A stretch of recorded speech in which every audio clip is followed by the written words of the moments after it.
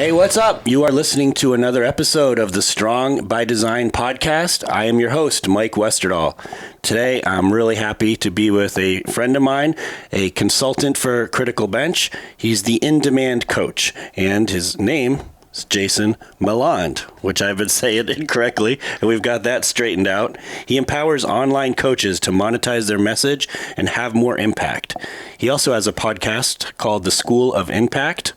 And in the past 8 years, Jason has built multiple six-figure businesses. In fact, he's built 3 of them in the last 8 years in the fitness and coaching space. And most importantly, he's a husband and father of 2 amazing children. So thanks a lot for being here today. Appreciate you. Yeah, my pleasure. I look forward to this conversation. All right. What are we going to talk about today?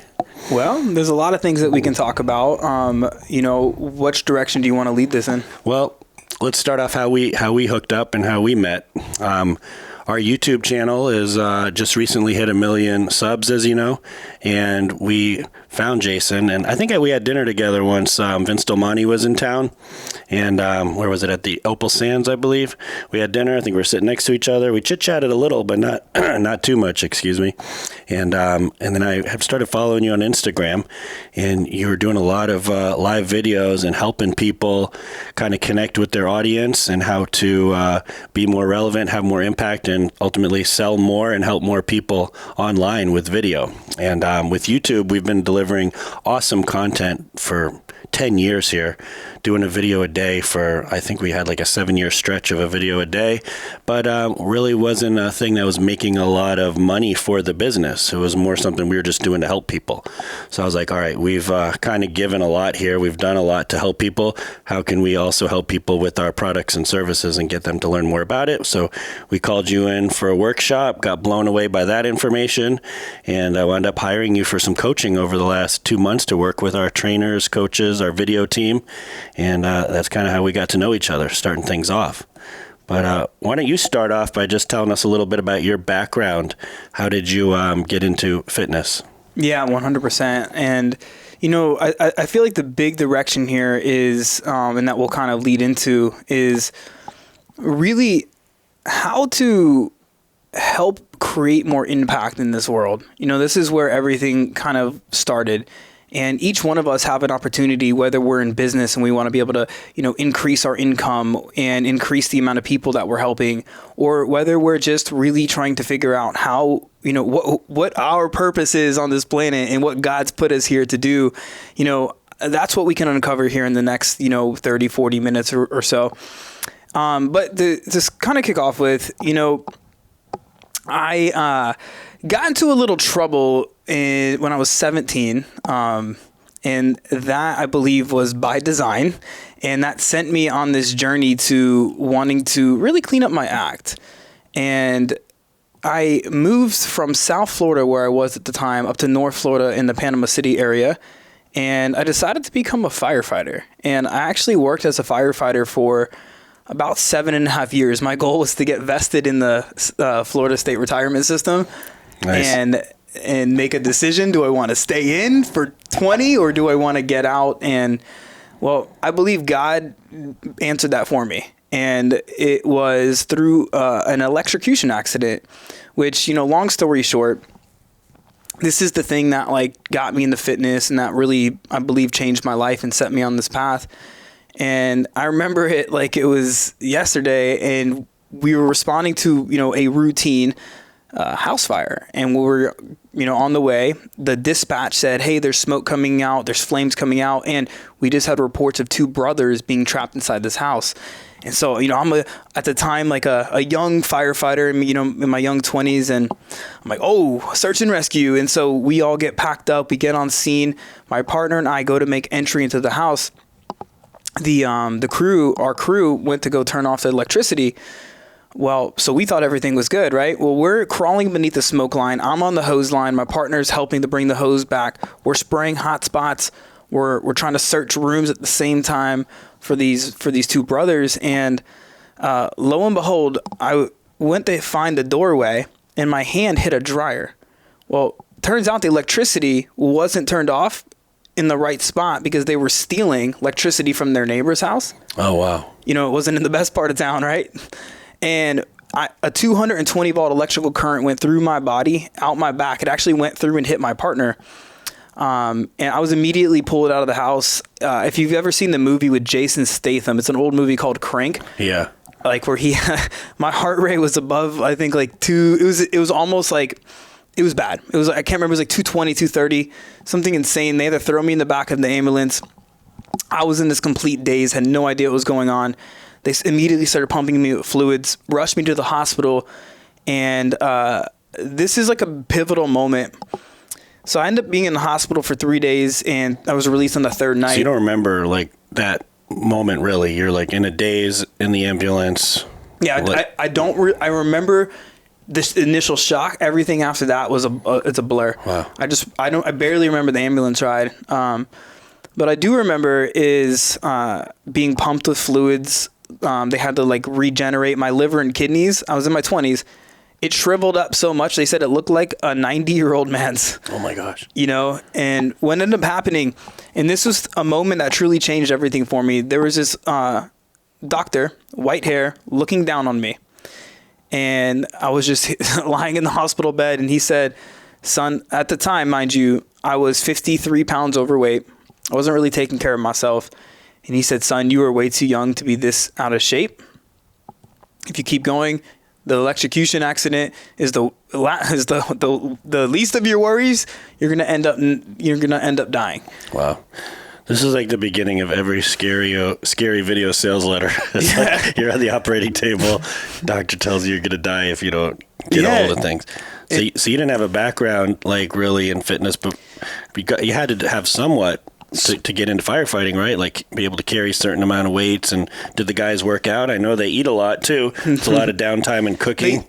They do now. Right. Like, but at the time, not really. Most of my station, we were all, overweight, out of shape. And I recently went back there. It's been over a decade since I've been gone. And I went back there, and they're pretty fit these days. But yeah. And so I took that to heart. I was like, man, he's right. And it was like a wake up call. And I was like, this is a second chance. I believe God's given me a second chance. And so as soon as I got through recovery, I wasn't allowed to do stuff for a little bit.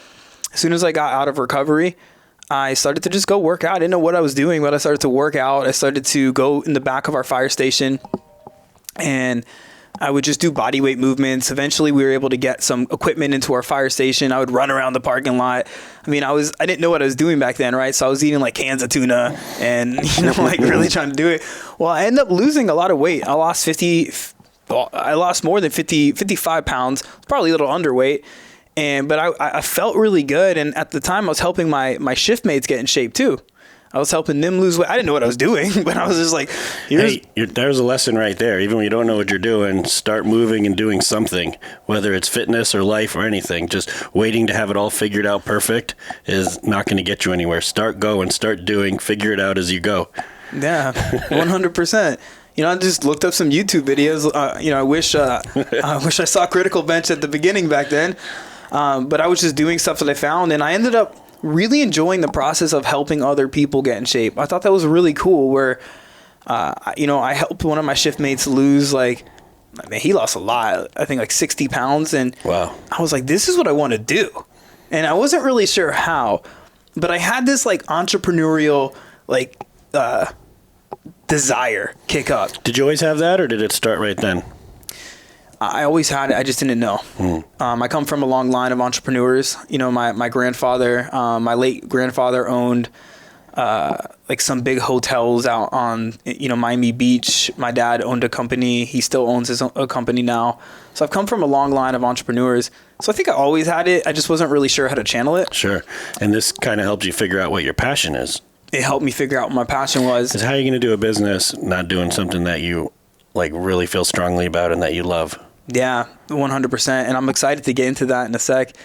Because I think there is a lot that can be said for people that are starting businesses now.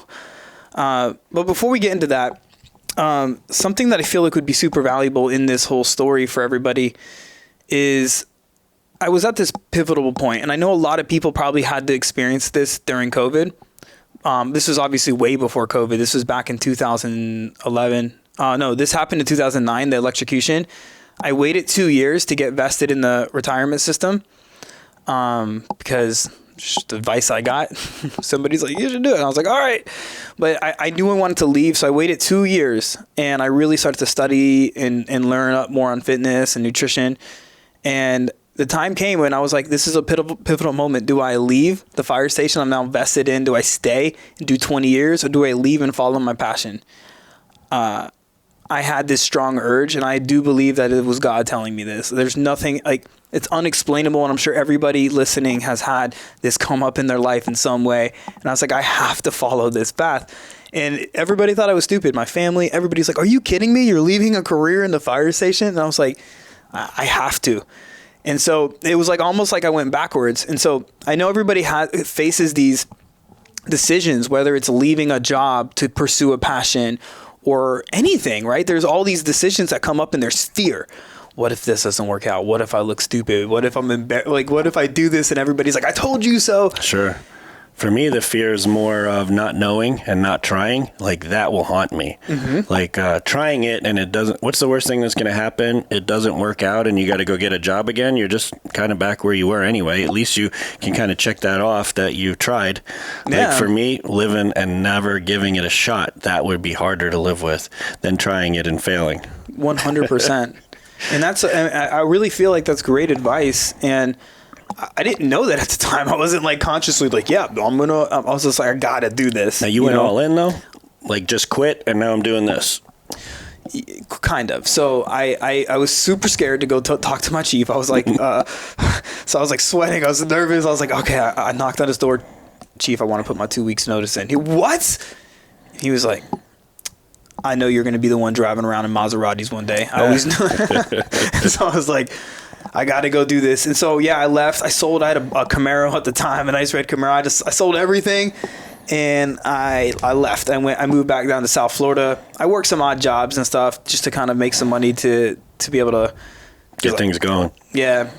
Because I wasn't saving. I was spending money on Camaros and apartments. But in that first business, I mean, just because whether it does good or not, there's more. The story doesn't have to end just because of some failures. Correct. Like what happened in that first business was a boot camp, wasn't it? Like after you started training some people? Yeah. So I actually got a job at LA Fitness and working in the big box gyms, and I quickly became known. I had this knack. I feel like this was a gift, and people loved to train with me. They loved the coach with me. So I quickly built up an audience, and then I realized that big box gyms don't pay you well, and so I started to train my own clientele, and I started to really it became noticed, and it was looked down upon, but I was crushing it. I was doing at that time, which to me at that time was big money. I was doing 5-6K a month. I was in my young 20s, didn't have responsibilities. I was like, whoa, this is cool. And so I was like, I'm going to open up my own business. And we did. We opened up between my brother and I, actually. He is no longer doing this, but he was a massage therapist before he joined the Air Force. And we opened up a business called Body Therapeutics, which is still in existence today. And at the time, we were doing training. We would bring people out to local parks. I'd give them a boot camp workout, and then he would give them a massage. We were like, this is the best idea in the world. And people loved it. We would go to people's houses and do it. And he ended up going to the Air Force, so we got rid of the massage part, and it just turned into a boot camp style business. And another little pivotal moment here, and I think this is a great, I shared this actually the other day on my social media. This is, I feel like, a really powerful lesson for people listening right now, where I grew my boot camp business through Groupon, right? And through, referrals back then to about 50 people. It became noticed by the city I was in. Okay. They're like, okay, yeah, this is out of hand. I've heard this before. It's it's okay, here and there with some friends, but once it becomes a business and it's a lot of people, there's cars, then all of a sudden you gotta have permits and licenses, which was cool, and I was all cool for it, right? But here's the thing: they came to me and they were like, "Hey, we want to do a 70-30 split with you, and you can do this." The fields or the town? The city. Okay. And I was like, "You want to take 30% of my profits?" And they were like, "Yep." I'm like, "No. There's no way you're going to do that for just giving me I'm like, I'm down to give you guys something, But I was like, I don't know with the vision I have, if I can give you guys 30% of my profits forever, right? Is I'm going to have to hire a team. And I'm like, that's a lot.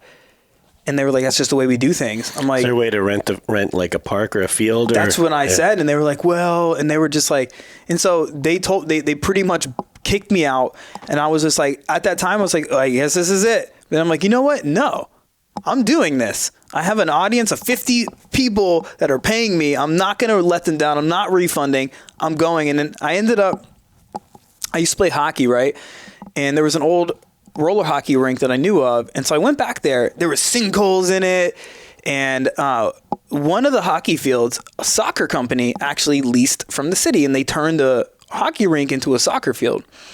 And there was 2 other rinks that weren't touched yet. So I was like, I approached the soccer company. I was like, hey guys, how about I pay you a little bit of money and you let me action. Yeah, you let me get this. And they were like, okay, of course, right? So it's a good way to do it. Yep. And so I started to train people out there. This hockey rink had a freaking sinkhole in it, so we had to like cordon it off. We were training people in it. And we ended up growing to like about 80 members at that time, 80 people. The city figured it out, and they were like, came back in, and they brought police, and they were like, you got to get off this property. And I was like, no, I'm subleasing. They're like, that's illegal. You can't do that. Well, they told me no, and they broke it all off again. And again, my thought was like, oh, I gave it a good run. Wow. And I was like, you know what? Like, I felt an urge. And like today with like, I really diving into faith, I've learned this isn't just an urge, that this was like a calling. And so I was like, I'm not quitting. I was like, I'm going to go, if they're telling me no, I'm going to go talk to the mayor. And so I ended up going to the mayor. I got in touch with the mayor. I joined the Chamber of Commerce, and I was like, I made myself a staple in the community. I was like, I am going to be a staple here. They're not telling me to leave. And the mayor, I ended up befriending the mayor. You're not selling drugs. You're trying to get people in shape. That was my thought, right? And so I ended up going to the Chamber of Commerce, and I immediately applied to be like, not immediately, but I joined like referral groups, like BNI type groups. And I ended up really becoming known over the course of a year. Mind you, I didn't take no for an answer. I was still doing it. And it was this big feud between myself and the city and the YMCA. Oh my gosh. Because the YMCA was in that same plaza, in that same kind of park. And they were like, this dude's taking our market share. Like, these people see this boot camp and they're all leaving the YMCA, and which was an aquatic center. It wasn't even a full YMCA, so I don't know what they were complaining about, but it's not like they had a big gym. But anyway, so I befriended the mayor and the Chamber of Commerce, and I decided that I was going to throw a ribbon cutting. And so I threw the ribbon cutting. The mayor came, the whole shebang. This is for the place next to the YMCA, or where are you now? In the same hockey rink. Okay. We fixed the sinkhole by the time. In that year process, we had the soccer company fix the sinkhole. But we had the ribbon cutting, and we had city officials come out. They could not say anything because the mayor was there, right? And so like they officially cut it, and then the city, the Parks and Recs guys came, and they were like, listen, this after a year, cops being called, a big feud. They were like, we're gonna turn our cheek. They're like, they're like, we don't know how you did this. You went over their heads is what you did. And so the big message and takeaway here. That's what I was gonna say. What are the takeaways? I would say one I'm seeing here is just persistency and determination and grit, and just keeping with something and not quitting. Because if you think starting a business or really anything worthwhile in life is just going to be a simple trick or some easy thing you can do, that's what we're all kind of told in life, but that's not how it works. You got to keep at it, and you got to go through the failures and the setbacks after setbacks, and that's what you did. And then what's your takeaway? Not taking no for an answer on something that you're passionate about. Rules are meant to be rewritten sometimes. Sometimes they have rules in place because they don't know how, right? So they wanted to classify me as a boot camp. And I was like, I'm not. I'm an outdoor fitness center. They're like, you're running a boot camp. I'm like, you don't know the vision. This is what this is. We're going to help people here. I'm going to help thousands of people in this city. Like, how are you saying? And like, I wasn't taking no for an answer. And so if you have a dream right now, if you have a passion, if you have something, it doesn't matter what it is, if you have something that you want to accomplish and you're letting somebody else tell you no. You're letting somebody else dictate your results or your behaviors, your actions, your thoughts. If you're letting another human being, it doesn't matter if it's a rule. I've learned now that rules can be broken. You know, it's not like, the rule is don't deal drugs. Okay, you probably shouldn't deal drugs, maybe, right?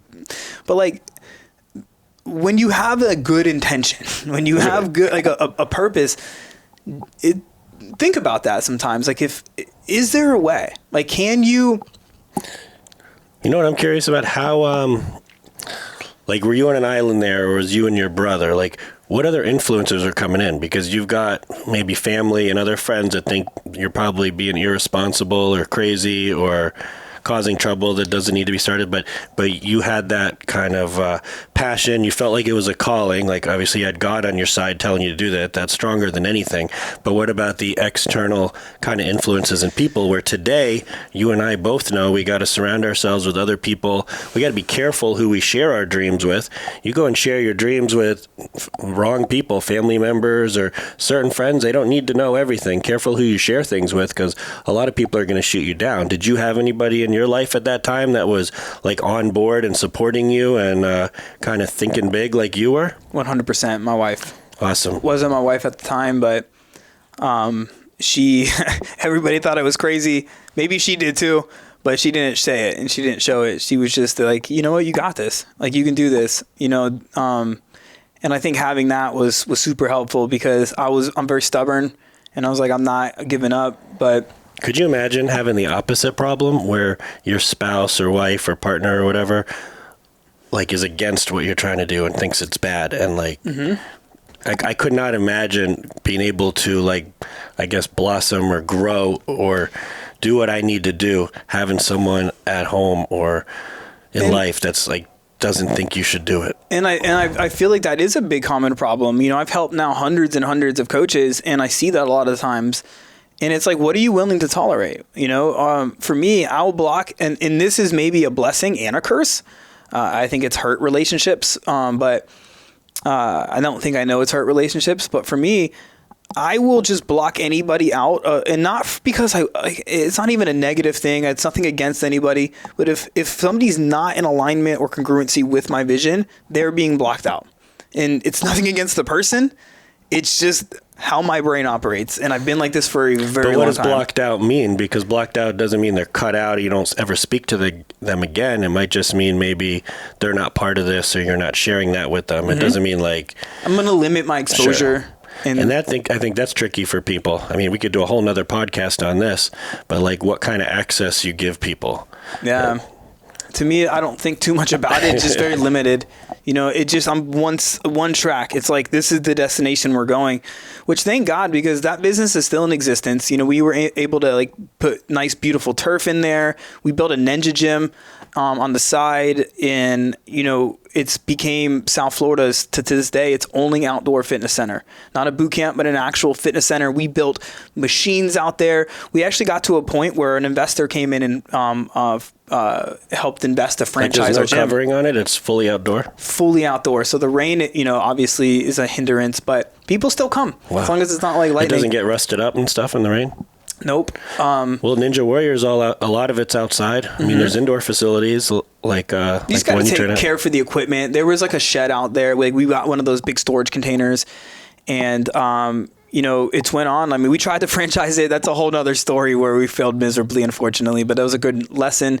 You know, like Bedros's Fit Body Boot Camp, and like a lot of these big 9 rounds, and they crushed us. Like, we had the best, and I could have made it work, but we got crushed early on, and I was just like, ugh!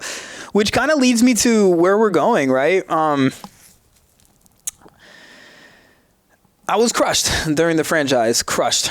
Like, it put me negative $45K in debt. My loans, credit cards, like, I was doing everything to make this work, and my stubbornness of not taking no for an answer, at this point, it turned into a blessing, but it wasn't good. And I don't know if anybody's experienced something like this, where you're just like, ooh, you know, when it rains, it pours. And, I feel like things come in threes sometimes also. It's like, Yeah. I'm not superstitious at all, but it just seems to be like as soon as one or two things happen, there's like another one or two coming before you get through it. Yeah. Well, this would have been the third. I didn't bring something up earlier, but I don't know if it's necessary. Maybe it is. I can add this in and we'll dive into some maybe strategic or tactical things too. So this was right when I started my business. I kind of left this part out, but I feel like it might help feed and kind of give some value in terms of like not giving up, where my firefighter buddies came down. It's been a few years at this point since I seen them. I just started my business, right? We were already at that park, where we started the center, and we were out for some beers. I feel like something bad. You're going to tell me something bad. Nah. Well, after just a few beers, I drove home completely fine, right? We've all had a couple beers. Well, I was pulling into my parking lot, and there was a cop sitting on my street. Pulled in. It was in my driveway. Turned those lights on. Got me out of the car in my driveway, and I was drinking, right? I had been drinking. Long story short, DUI, major setback. I couldn't drive. At the time, I didn't have a storage container. All of my equipment was in my truck still. So I was like, I don't know how I'm going to make this work. Not only was it a very expensive lesson, but I didn't know how I was going to make it work. So I ended up having to ride my bicycle with a duffel bag. I couldn't take all my equipment. I just literally couldn't. A duffel bag on my back. I had backpacks and I had all these things. And I was riding my bike to this park about 1.5 miles. And people thought I was insane. It's not funny, but what else are you going to do at this point? I couldn't. And I ended up having to leave some equipment at this park. I had to hide it because I didn't have a storage container at that time. Hide some dumbbells under some leaves by the tree. Yeah, we had to put it out in the back and cover it up so people didn't but yeah, it was rough. And so we'll kind of end this portion off with just the concept here is if you have a passion, if you have a dream, if you have something that you want to pursue, life will throw you obstacles. And, I heard this saying, and this could be for if you're off path, where first God will throw a pebble, then he'll throw a rock, and then he'll throw a boulder to make sure he wakes you up. And I was definitely getting the boulders. I'm sure everybody here has got boulders before. And sometimes you just have to kind of wake up to what that is. And it's stop learning the same lessons over and over. Mm-hmm. And these obstacles are hard to know why or what the timing is on it. But now, fast forward, you can look back and look at those things as almost blessings or corrections, things that were helpful for you to where you are now. And maybe you wouldn't have got here without going through some of those hardships. 100%, and I think a lot of people, they hold on to hardships, whether it's from their childhood or from, teenage years in high school or from business lessons, and they let that define them, right? When instead, for example, when looping back around to close the loop on the negative 45K in debt thing, I remember this. I was running Facebook ads, and we pretty much grew our business through networking and ads. Right. And the ads stopped working as much. I was out of the business. I didn't have the right systems in place to franchise. I thought but the systems just weren't there. I didn't know what I didn't know back then. Right. And so I was sitting in my gym parking lot in the outdoor fitness center parking lot. I was in my blue Silverado, which I still have. This was 2017. The daughter was just born. I was gripping my steering wheel, and I couldn't pay myself. I literally I couldn't pay myself for months at this point as I was taking out so much debt. This was your first child? Yeah. And I remember my wife being like, I'm here to help, but we're racking up our own personal debt too. Business taking on debt, we're racking up debt. And I was just like, I don't want to be this kind of father. Yeah. And so I remember looking in the rearview mirror and I was crying. I was saying some rather profound, words. I was angry at myself, and I was just like, you know what? I can't go on like this. And I didn't know what to do. And so the theme here is okay, I can be a victim, Facebook ads aren't working. I'm sure I can figure it out, but what can I do right now? And so I was like, well, I'm in the Chamber of Commerce. There's plenty of speaking opportunities. Let me go try to speak. And so I did. And the first speaking gig I got was to a bunch of children about vegetables.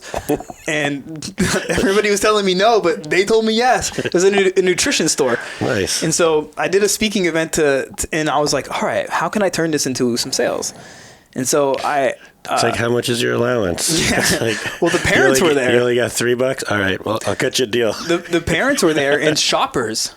Right. And so I ended up pitching to the parents. I was like, hey, we got these.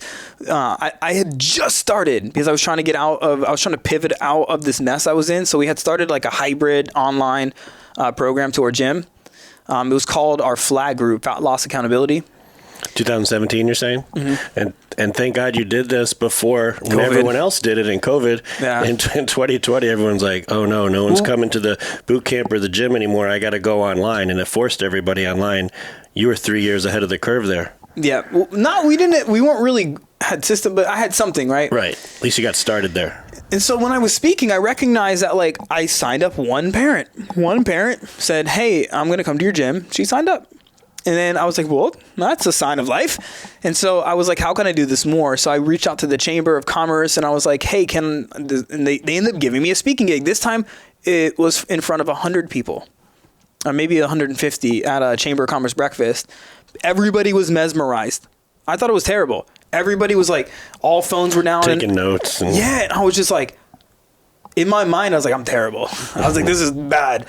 But everybody like loved it. And like, I had all these people come out at my fitness center and then I started doing other gigs. Do you think you're a natural speaker or? I don't. I actually didn't speak according to my mom until I was like 5. I didn't really speak. I was shy, introverted my entire life. But I do believe that this is a gift that God gave me. And I believe that like the reason I didn't speak for so long is because I believe you're presented with the polarity of your gift at times where you you kind of like experience the polar opposite. And how naturally this came to me. Like if you look back at some of my speaking, you may be like, oh my God, if I look back, I may be like, but people seem to like it. And I was just like, I don't know why, but I'm going to keep doing it. And I recognized at the time, Facebook had recently made live video a function.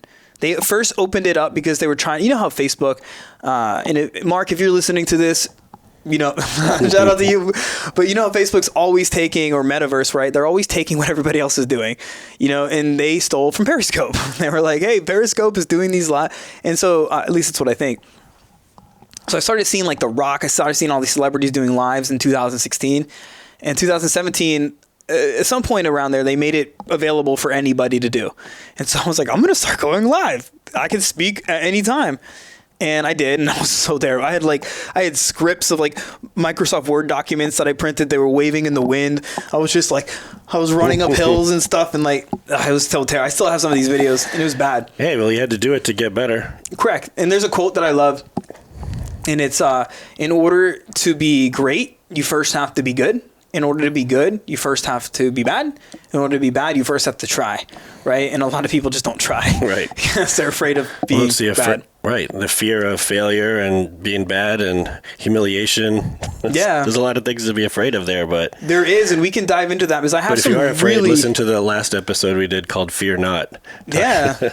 Yeah, and I have some tactical things too for anybody that does want to do some live speaking on live camera, and you're like, dude, I don't know, I don't know if I can do that. It's encouraging though, because when you see people on stage really delivering a great message and they're engaging and authentic, and you're like, wow, I wish I could do that, or that's just not me. Like you think somehow they just stepped up there unprepared, and naturally that's how it comes out. It's like same thing with comedy routines and stuff. These guys practiced at like small little clubs before they got to the big stage. You know, they have this routine down pat that they've been practicing, and it's developed just like any skill, any sport, anything in business. I mean, you might have a passion for it, but it's going to take time and work to develop those skills. 100%. Yeah. And that's like with anything. It doesn't matter if it's like, you're trying to get fit, right? And you just need to really put the repetitions in and learn the habits and develop the character traits to keep fit. It's the same thing with business. It's like there's skills that you have to learn, you know? And this is what I kind of learned is with speaking, it's nothing more than really doing sales copy, right? It's like you're just doing sales copy, but you're speaking it versus writing it. And, you know, a light bulb went off in my head with the live videos, and I was just like, man, people seem to be reaching out to me. And I'm like, how'd you hear about me? How'd you hear about us? We watch your lives. Huh. So I went all in, 340 lives in the next year, and people started to take notice. I started getting offers to be on live television. I ended up getting booked on live television shows. This gave me the confidence and really the competence, the unconscious competence to go out for national platforms like American Ninja Warrior, which... Yeah, I was going to ask you when that fit in the timeline. This was in, so I started going out for it in 2000, around that same time, end of 2017, but 2018. You've been obviously training for it for years as part of the... 2016, I think, is when I really started training, but I was a little bit too, I was like, I'm not going to apply for the show, because how you apply for the show, for those that don't know, is you submit a 3-minute video. In the video, you have to demonstrate skills. You have to tell a story and show them that you have. It's TV, right? So you got to sell on video, which is what you're like. You got to sell on video, anyway.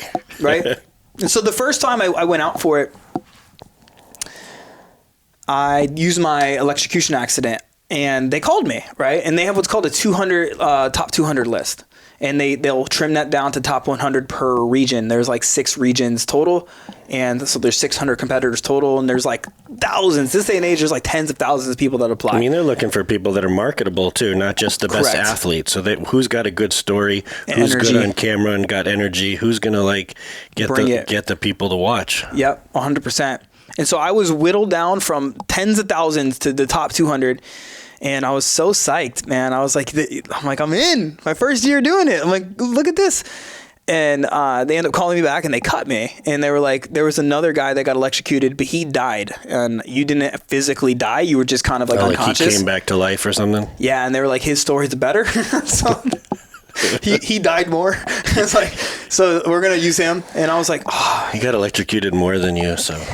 And so, long story short, they changed this up a bit now, but back in 2007, this was in 2018 or 9. It's 2018. 2018, yeah. They had a walk-on line. Well, this is down in Miami. You have to wait in the walk-on line. You don't have to stay there the whole time, but you have to show up to the walk-on line for basically 9 to 5. I had to wait there for 28 days. Oh my gosh. 28 days. I had to like do my business out of that walk-on line. Luckily I had trainers at my gym still. I had to run my operate. I was doing everything in the parking lot there. 28 days. I was number 13 in the walk-on line. They usually run the top 20 competitors. So I was like, I'm in, right? I'm in. Day of the show, I got on. I got on. They were like, you're in. Got my competitor number. At the time, I think they changed it up now. Post-COVID, but they run overnight, right? 4 a.m. to 4 p.m. is when they get people there. They start the running when it gets dark, as they were doing it all outdoors, and they ended at 4 a.m. Well, it was around 1 a.m., 1:30 a.m. I was called into the warm-up area. I was like, oh my God, this is my chance. I see the big bright lights, and I'm like, this is it. Dream come true. There's a little backstory here. I wanted to do this since they started. This was like a dream of mine for about a decade. Wow. I just had recently started going out for it. It took me 6 years to build up the confidence to even do ninja. So I was like, I'm not a ninja. I'm a bodybuilder. I'm a sprinter now. Like this is right. But anyways, see the lights. I'm like, this is my shot. I'm in the warm up area. Well, a really bad thunderstorm came through Miami that night. It was in Bayfront down in Miami. And they had to shut down production. And they had enough, at the time, they had enough footage that it's Hollywood, right? It's like money for them to set this stuff up. They closed it all down. And I lost my chance. And I was just devastated. I mean, I'm a grown man, but I'm not afraid to admit, like, I was crying. Like, this was like a really important dream. And I was just devastated. I was just like, are you kidding me? And I almost wanted to give up on ninja. I was like, are you serious? And I was just like, all right. And so after I got over it, I was just like, I'm obviously emotionally attaching to this a little bit too much for it to impact me this much. I recognize that about myself. I was like, that's a little bit too much. The next year came around, 2019. I applied for the show. Same thing. I got cut. Got a call, got cut. I'd actually called the producer and I was like, hey man, can you give me, I didn't call him, I emailed him and he set up a phone call with me. And I was like, how can I? Well, there's a lesson right there about being proactive. Like, you went back and talked to the mayor when you needed to. You're emailing the producer. It's like, people do not usually take any extra steps and they just assume it's not going to work. They get tons of these. Everyone's bothering them. Nobody's doing this stuff. It's like, you emailed the producer. You might have been like one of the only guys that like asked for feedback or wanted to like get some help. Same thing happens in business. People that want to work with you, it's like you can give your phone number out at a speaking event and like no one in the crowd will call because they think like you'll never talk to them or everyone else is calling, so I have no chance. Yep. It's like, doing these little things matter. 100%. Yeah, because he emailed me. He's like, send me your video, and he reviewed it. And this is actually where I really learned about hooks. And he said for him, it was like first 10 seconds matter. Captivate. He's like, if you have to jump out there like naked, like captivate them. So they're like, we got to watch this video.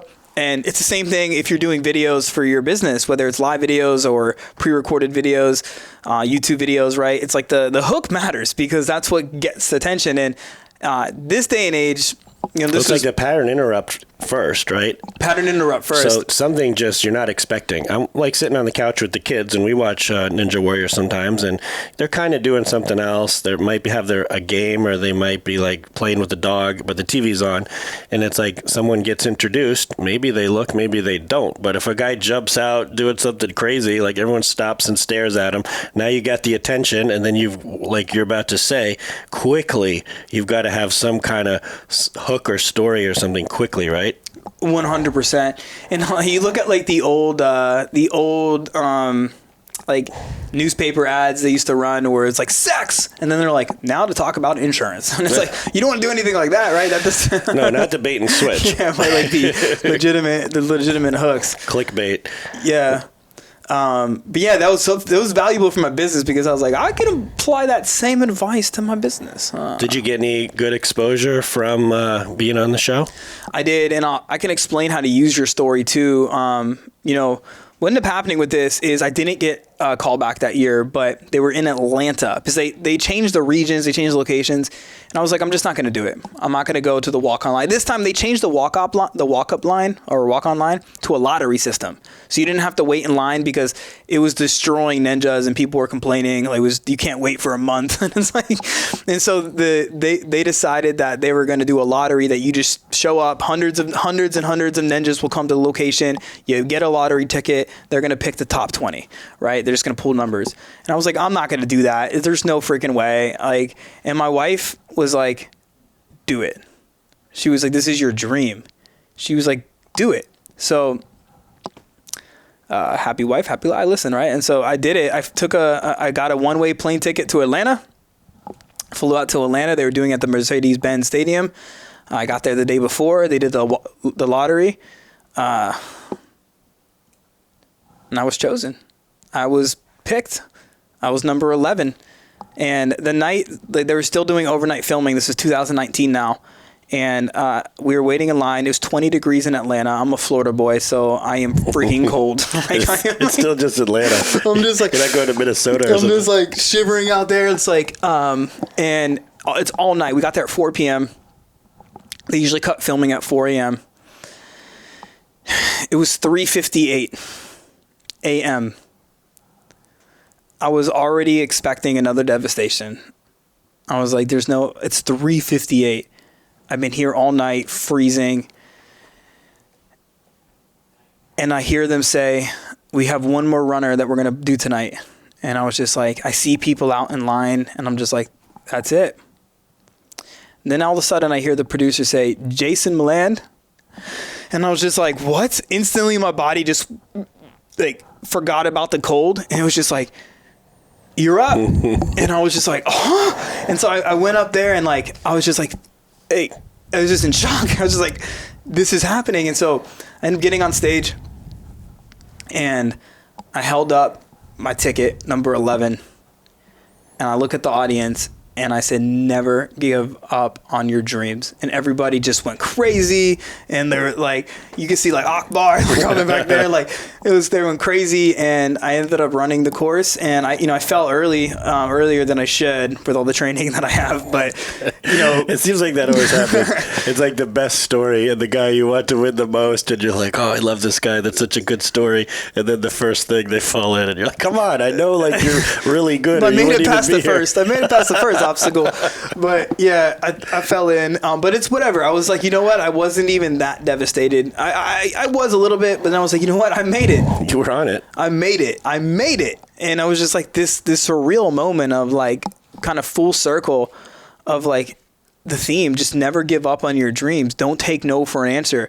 And this is the theme throughout this, right? It's like everybody that says no, the lessons that I've learned and that I'm hoping to pass on today is that just because it's a no doesn't mean it's a no. Just because somebody says something, if you have a passion, if you believe that there's a dream, that there's a vision, it's like, go to the mayor, email the producers, like do what you've got to do to it. You still may get told no. And it could just be no, not right now, not no forever.